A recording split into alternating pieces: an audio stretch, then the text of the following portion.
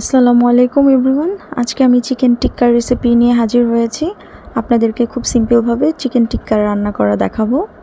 এর জন্য আমি এখানে চিকেন পিস নিয়েছি, এর মধ্যে মশলা দিচ্ছি। আমি আদা বাটা 2 চা চামচ দিয়েছি, পেঁয়াজ বাটা 2 চা চামচ দিয়েছি, তারপরে রসুন বাটাও দিয়েছি 2 চা চামচ, 1 টেবিল চামচ দিয়েছি বাদাম বাটা। এরপরে গরম মশলা গুঁড়ো দিব, এখন মরিচ গুঁড়ো দিয়েছি 2 চা চামচ, আর এটা হচ্ছে গোলমরিচ গুঁড়ো 1/2 চা চামচ দিয়েছি,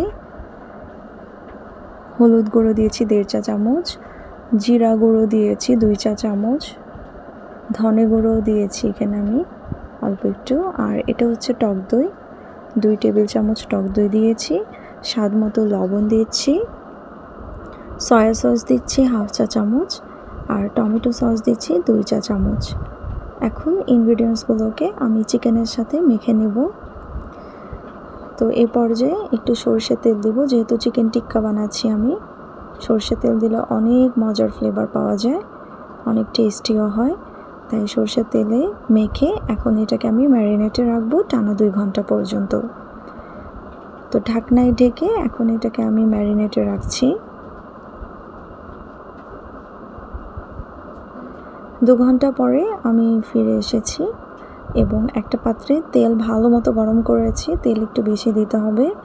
এরপরে চিকেনের পিসগুলোকে আমি এক এক করে এই তেলের মধ্যে দিয়ে নিব।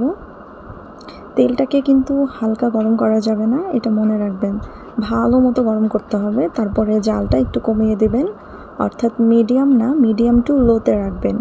মিডিয়াম টু লোতে রেখে সম্পূর্ণ রান্নাটি করে নিতে হবে। তো আমি চিকেন পিসগুলোকে দিয়ে নিচ্ছি, এক এক করে সবগুলো পিস আমার দেওয়া হয়ে গেছে।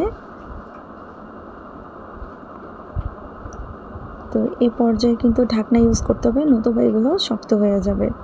এটা ফার্স্টে দিয়েছিলাম, এই জন্য একটু উল্টে দিচ্ছি, নাহলে পড়ে যাবে। তো আমি ঢাকনায় ঢেকে এটাকে জাল করব, তাহলে চিকেনগুলো একটু নরম থাকবে, জুসি জুসি থাকবে। তো আমি একটু উল্টে দিচ্ছি সবগুলো চিকেনই, এখন আমি একটু উল্টে দেব। রেস্টুরেন্টে যাওয়ার কোনো প্রয়োজনই পড়ে না, কোনো প্রশ্নই আসে না, ঘরে যেহেতু বানাতে পারি তাই ভাবলাম আপনাদের সাথেও শেয়ার করি। তো এভাবে ঢাকনায় ঢেকে জাল করলে কি হয়, মাংস থেকে কিছুটা পানি ওঠে, তো পানিটা এভাবে ঢাকনা ছাড়ে জাল করে নেবেন। এর পরবর্তীতে কিন্তু আর ঢাকনা দিবেন না, ঠিক আছে? তো জাল করতে করতে দেখুন এখন তেলটা বেরিয়ে আসছে, পানিটা শুকিয়ে গেছে, আর মাংসগুলোও কিন্তু সেদ্ধ হয়ে গেছে ওই পানিতে। তো এখন আমি যেগুলো হচ্ছে সেগুলো আমি তেলের মধ্যে একটু উল্টে পাল্টে নিচ্ছি, ভেজে ভেজে নিচ্ছি। ঢাকনা যেহেতু দিবেন সেহেতু পানি কিন্তু উঠবেই, কাজেই এর পরবর্তীতে ঢাকনাটা আবার সরিয়ে ফেলতে হবে। তারপরে এই তেলেই আমি ভেজে নিচ্ছি। তো আমার ভাজা হয়ে গেছে, এগুলো কিন্তু 100% পর্যন্তই কুক হয়ে গেছে, কোনো সমস্যা নেই। তো এখন এগুলো আমি তুলে ফেলবো, আমার সবগুলোই ভাজা হয়ে গেছে। ভিউয়ার্স, দেখলেন তো কত সহজে আমি চিকেন টিক্কা বাসায় তৈরি করে ফেলেছি। ভালো লাগলে চ্যানেলটি সাবস্ক্রাইব করবেন আর পেজটিকে ফলো করবেন। আজ এই পর্যন্তই, আল্লাহ হাফেজ।